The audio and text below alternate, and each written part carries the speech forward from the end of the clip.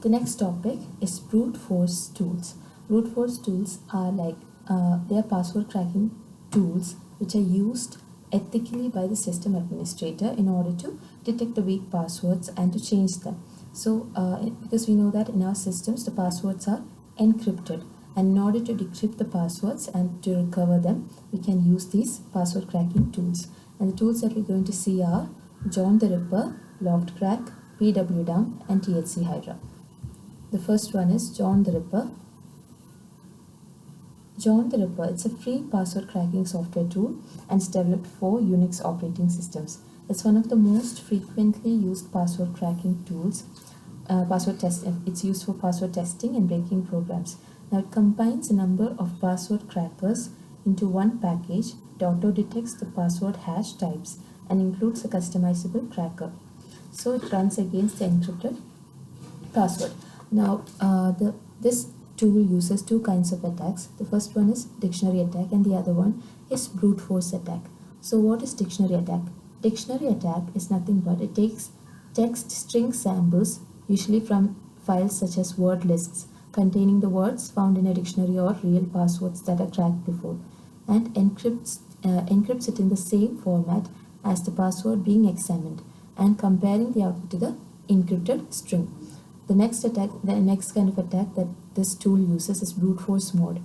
Brute force mode is the type of attack where the program goes through all the possible plain texts, hashing each one and then comparing it to the input hash.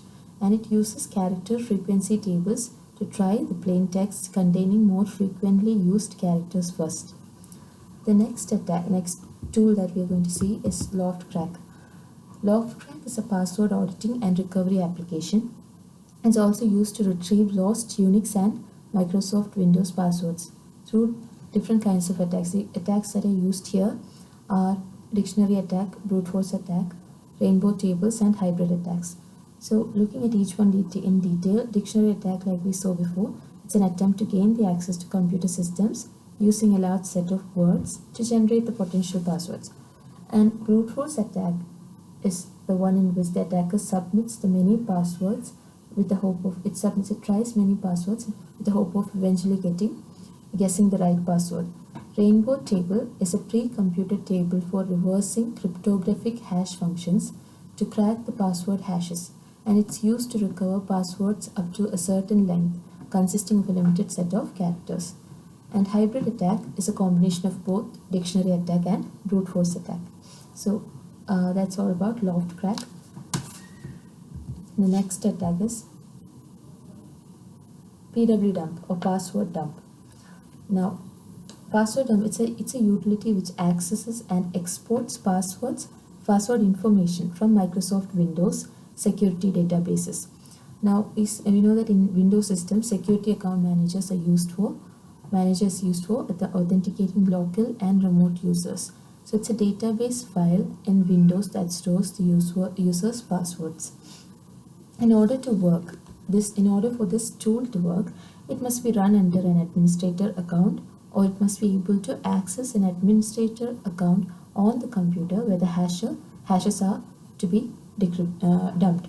Now, it could compromise security because it allows malicious admins to access the user's password. So it can be used for attacking or for gaining access over the system of another person.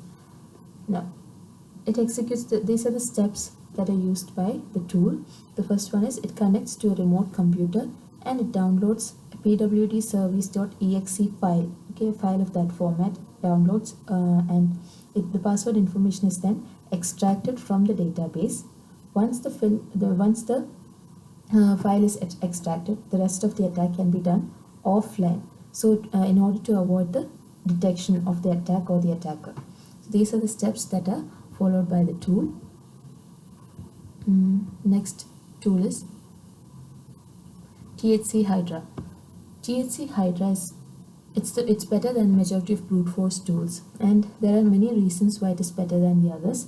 The first two ones are given here. It's fast and it targets authentication mechanisms for several dozen protocols. So it's new modules are easy to add in this tool, and it's flexible and fast. It supports many different services also.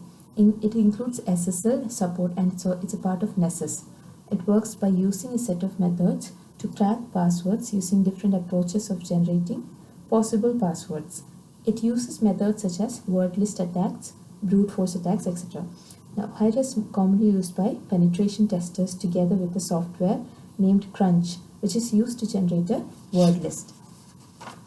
It supports many login protocols, like the forms on websites, FTP, SMB, MySQL, etc.